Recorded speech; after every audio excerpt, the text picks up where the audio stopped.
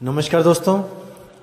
जैसा मैंने आपको पिछली वीडियो में बताया था कि हमारे एक भाई ने मुझे सवाल पूछा था कि आप कबीर और नानक की वाणियाँ लेके चलते हो और अगर आप किसी अंग्रेज़ से, किसी अमेरिकन या इंग्लैंड वाले को जब आप ज्ञान समझाओगे तो वो तो कबीर साहब और नानक को फॉलो करते नहीं हैं, वो तो जीसस को फॉलो करते हैं। तो आप उनको कैसे समझाओगे, कैसे उनको कबीर साहब को फॉलो करने के लिए कन्विंस करोगे? तो दोस्तों आपको बताना चाहूँगा, जो आज मैं वीडियो बना रहा हूँ ये बहुत ही सूक्ष्म ज्ञान है। आपने अपने विवेक को जगाए रखना है और हर चीज़ को बहुत ध्यान से समझना है। तो दोस्तों मुझे भी पता है कि हर धर्म में एक अलग अलग जो धारणाएं चलती आ रही हैं, जो अलग अलग प्रचलित जो हैं कथाएं चलती आ रही हैं और ग्रंथ चलते आ रहे हैं, उन सबका दोस्तों मायने है। हर धर्म में अलग मायने हैं उसका, हम उसको गलत नहीं कहेंगे, क्योंकि अगर आप किसी के धर्म को गलत कहोगे तो वो आपका दुश्मन बन जाएगा। आज तक होता क्या है? यही तो होता है। लोगों ने नए धर्म बनाने के लिए पुराने धर्मों की कमजोरियों को पकड़ा और उनको हाईलाइट किया, दूसरों को नीचा दिखाया और खुद को ऊंचा किया, और उन्हीं लोगों के पीछे बाकी दुनिया चली। जैसा आज भी हो रहा है, आप देखोगे कि कई ऐसे महात्मा हैं जो दूसरे संतों को नीचा दिखाते हैं, उनकी कमजोरियां बताते हैं, उनकी वाणियों को तोड़ मरोड़ के बताना शुरू कर देते हैं कि देखो वो अधूरा है, और खुद को स्वयंभू घोषित कर देते हैं, परमात्मा घोषित कर देते हैं, आत्मज्ञानी घोषित कर देते हैं। तो दोस्तों यही होता आ रहा है, कोई नई बात नहीं है, ये ऐसा ही चलता आया है आज तक। लेकिन आज मैं आपको बताऊंगा कि कैसे हम आज अंग्रेज़ों को अगर हम ज्ञान समझाएं तो कैसे हम उस शब्द पे लेके आएंगे जिस शब्द की हम लोग हमेशा बात करते हैं। जो कबीर साहब कहते हैं कि शब्द शब्द सब कोई कहे, वह तो शब्द विदेह, जीवा पे आवे नहीं निरख परख कर ले। उस शब्द को हम कैसे समझाएंगे अंग्रेज़ों को, जबकि वो कबीर साहब की वाणियों को मानते भी नहीं हैं? कोई बात नहीं दोस्तों, वो नहीं मानते, कोई बात नहीं। तो हम उन्हीं की जुबानी उन्हीं को समझाएंगे। कैसे? जैसे आप जब बाइबल किताब लोगे, आप ग्रंथ लोगे और आप उसको जैसे ही पढ़ना स्टार्ट करोगे तो उसमें कुछ अध्याय हैं, जैसे जॉन 1। जब जॉन 1 के प्रथम श्लोक को आप पढ़ोगे, जो प्रथम पैराग्राफ है उसका, जॉन 1 का पहला जो पैराग्राफ है, उसमें साफ लिखा है, in the beginning there was word, word was with God, even word was God. दोस्तों 3 लाइनें हैं और 3 लाइनों में 2 अक्षर बार बार आ रहे हैं, वर्ड और गॉड। इन दोनों को हमने पूरा विवेक लगा के समझना है, हर चीज क्लियर हो जाएगी आपके सामने अभी 2 मिनट में। कैसे? तो पहली लाइन देखिए दोस्तों, in the beginning there was word, यानी कि बिल्कुल शुरुआत में शब्द था। दोस्तों शब्द था, बिल्कुल शुरुआत में शब्द था। Word was with God. अब क्या है कि वर्ड वॉज विद गॉड, यानी कि शब्द परमात्मा के पास था।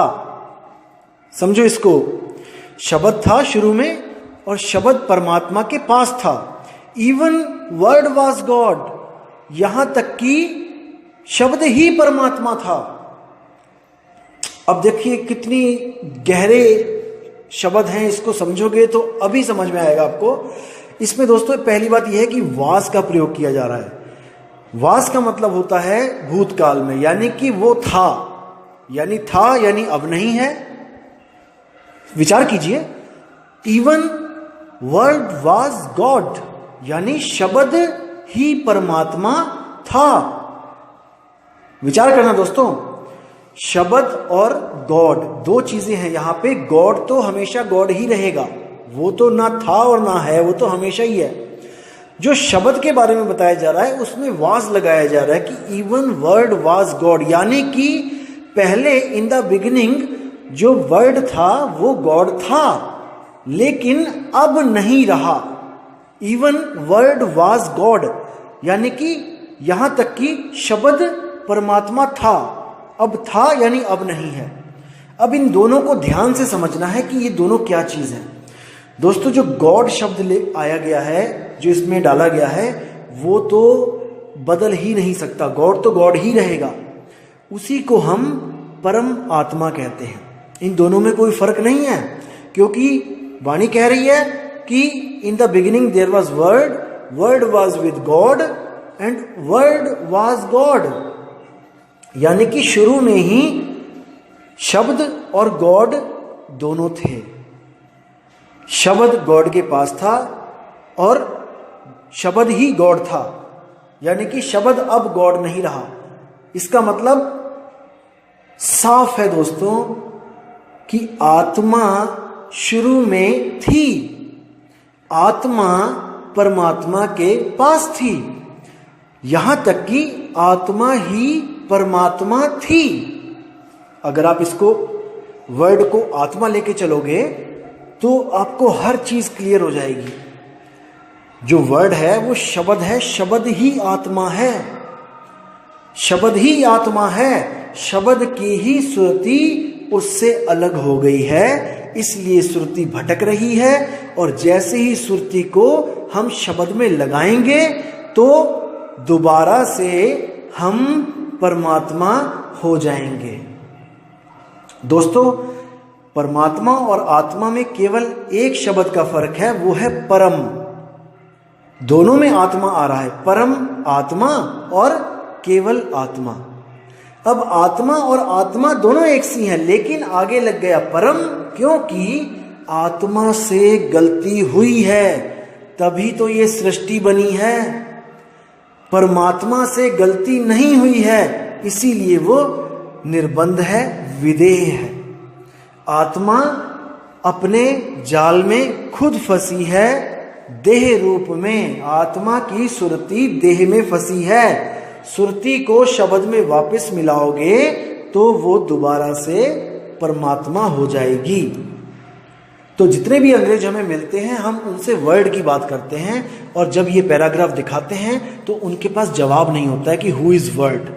क्योंकि दोस्तों, दो सत्ताएं इन द बिगिनिंग दिखा दी गई हैं कि शुरुआत में दो सत्ताएं थीं, एक शब्द था और एक परमात्मा था। जब उनको ये सवाल पूछते हैं हम कि शब्द और परमात्मा में आप डिफरेंस बताओ, तो दोस्तों वो बता नहीं पाते हैं। उनको समझ ही नहीं आता है कि ये लिखा क्या है, कि शुरू में तो केवल परमात्मा होना चाहिए, लेकिन ये वर्ड क्या भला है।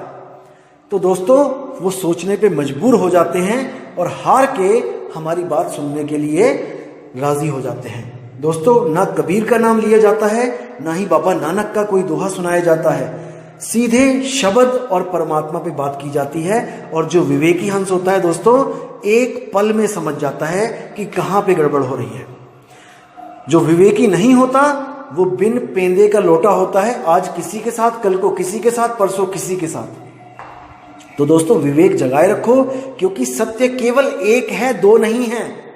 कई लोग मुझे मेल करके कहते हैं कि आपकी बातें और एक और स्वयंभू कोई बना हुआ है, एक महात्मा बना है, उसकी बातें एक सी लगती हैं। जब आप बात करते हो कि किसी लोक में नहीं जाना है, तो भाई मैं फिर बोल रहा हूं कि दो सत्य नहीं होते हैं। हमारी और उनकी बातों में, सत्संग में आपको फर्क जरूर मिलेगा। आप एक एक वीडियो को अच्छी तरह ध्यान से देखिए, इनको समझिए, क्योंकि आप ही अपने आप को समझाने वाले हो। सामने गड्ढा है, आपको दिख रहा है, अगर आपने उसमें छलांग मार दी तो कोई भगवान, कोई परमात्मा आपको बचाने नहीं आएगा, नहीं आएगा दोस्तों। तो करना सब आपने ही है, खेल सुरत और निरत का है दोस्तों।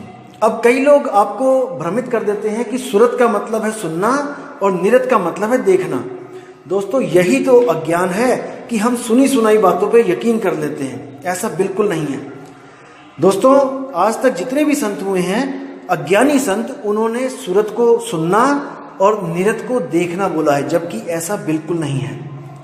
जो सुरत होती है वो होता है ध्यान, और जो निरत होती है वो होता है एक स्थान पे रत जाना, रत जाना, एक स्थान पर पूरा ध्यान टिका देना। सुरत, निरत और शब्द, ये तीनों एक हो जाते हैं जब सुरत को शब्द में निरत किया जाता है। यानी कि सुरत को शब्द में एक ही जगह पर ध्यान लगाया जाता है तो वो शब्द के साथ एकाकार हो जाता है। सुरत, निरत और शब्द, ये तीनों ही एक हो जाते हैं। आप सोचोगे कि ऐसा कैसे हो सकता है, तो कोई बड़ी बात नहीं दोस्तों, आप गूगल लीजिए, उसमें डिक्शनरी चाहे तो डाउनलोड कर लीजिए, या फिर आप वैसे ही लिख लीजिए कि निरति का अर्थ इन हिंदी। निरति संस्कृत भाषा का शब्द है, आप बस ये लिखिए, टाइप करिए और आपके सामने जो आ जाएगा आप उसको देखिए और समझिए। जो आपको मूर्ख बना रहे हैं उनसे बच के रहिए।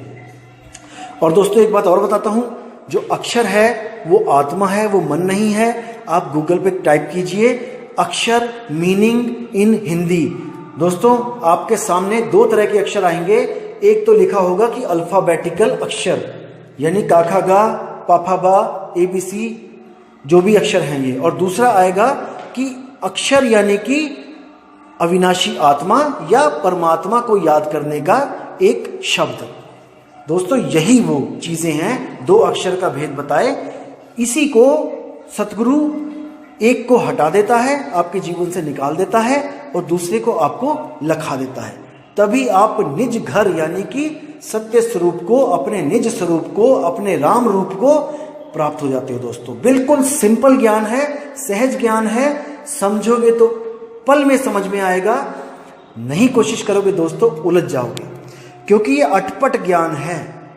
अटपट ज्ञान कबीर का झटपट लखा ना जाए, और जो इसको झटपट लखे सब खटपट मिट जाए।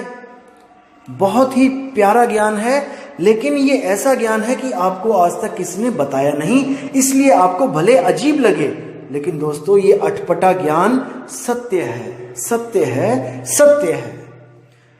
तो दोस्तों उम्मीद करता हूं आपको ये ऑडियो वीडियो बहुत अच्छी लगी होगी और आपने पूरा ज्ञान अच्छी तरह समझा होगा।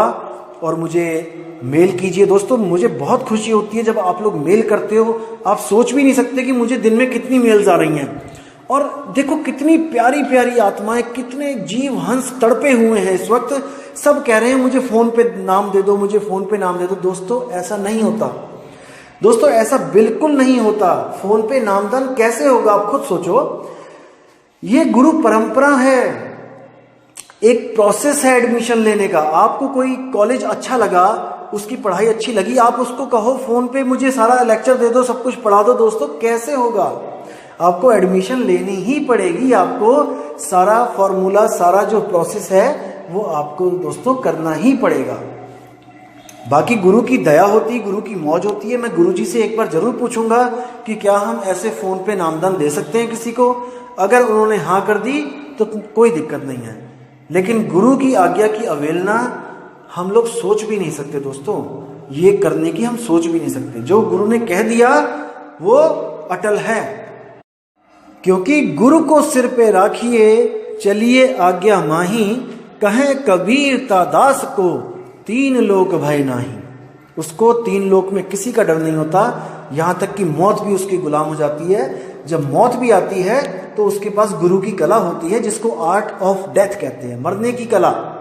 जिसके पास मरने की कला है दोस्तों, उसका मौत कुछ नहीं बिगाड़ सकती। जिसके पास पानी पे तैरने की कला है दोस्तों, उसका पानी कुछ नहीं बिगाड़ सकता। तो दोस्तों कबीर साहब कहते हैं मरता मरता जग मुआ, मरना जाने ना कोई, ऐसे ही मरनी जो मरे फिर मरना ना होए।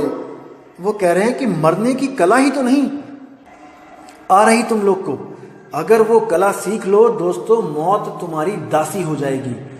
तुम इंतजार करोगे कि कब मौत आएगी और कब मैं वो कला यूज करूंगा, वो दांव खेलूंगा। गुरु मेरे सभी बड़े अपनी अपनी ठौर, शब्द विवेकी पारखी सो माथे गे मोर। गुरु गुरु में भेद है, गुरु गुरु में भाव, सोई गुरु नित बंदिए जो शब्द बतावे दाव। जब दाव पेच लगते हैं दोस्तों, तो सामने वाला जो खिलाड़ी होता है वो गश खा के गिरता है और उसकी पीठ लग जाती है। तो हमारे जो सामने है, जो हमारा प्रतिद्वंदी है, वो कौन है? वो काल और हमारी मौत है। उसी को काल कहते हैं, उसी को मौत कह देते हैं। तो इससे पहले कि मौत आ जाए, आप मरने की कला सीख लो दोस्तों। आपका वो कुछ नहीं बिगाड़ पाएगी और आप हमेशा के लिए अपने विदेह स्वरूप में आ जाओगे। इस देह और इस मन को त्याग के अपने निज स्वरूप को प्राप्त कर लोगे। तो दोस्तों अब विदा चाहूंगा मैं, और आपके सामने एक नई ऑडियो वीडियो के साथ बहुत ही जल्दी आऊंगा। और आपको कुछ और भी मैंने वाणियाँ बतानी हैं जिसमें संतों ने आत्मज्ञान के बारे में खोल के बताया है। बस आपको ज्ञान होना चाहिए कि संत ही हमारी आत्मा है, संत हमारी आत्मा, हम संतन के जीव और संतन हम में रम रहे ज्यों माखन में घी। किसी भी संत के लिए, आज के संतों की बात नहीं कर रहा हूं मैं, बाबा नानक, कबीर साहब, रविदास जी, संत भीका, संत पलटू, मीराबाई और जितने भी ये हमारे भक्ति युग के जितने भी संत हुए हैं दोस्तों, ये सब आत्मज्ञानी संत थे। इनको कोई भी गलती से अधूरा ना समझे और जो इनको अधूरा कह रहा है अभी उसको पढ़ने लिखने की जरूरत है। अभी वो कक्षा 1 में भी नहीं है, आध्यात्मिक ज्ञान में वो कक्षा 1 में भी नहीं है, वरना वो कभी भी संतों को मूर्ख या अज्ञानी कहने की हिम्मत नहीं कर सकता था। लेकिन छोटी बुद्धि होने के कारण उनकी वाणियों को वो समझ नहीं पाया और जल्दबाजी में उसने गलत स्टेप उठा लिया। तो दोस्तों, ऐसे लोगों से बच के रहना है और अपनी बुद्धि, अपने विवेक को हमेशा जगाए रहना है। तो दोस्तों, मैं अब विदा लेता हूँ। साहिब बंदगी, जय गुरु बंदी छोड़ कबीर साहब, जय गुरु बंदी छोड़ मदन साहिब जी, जय गुरु बंदी छोड़ वैराग साहिब जी की सदा ही जय हो। साहिब बंदगी, सतनाम।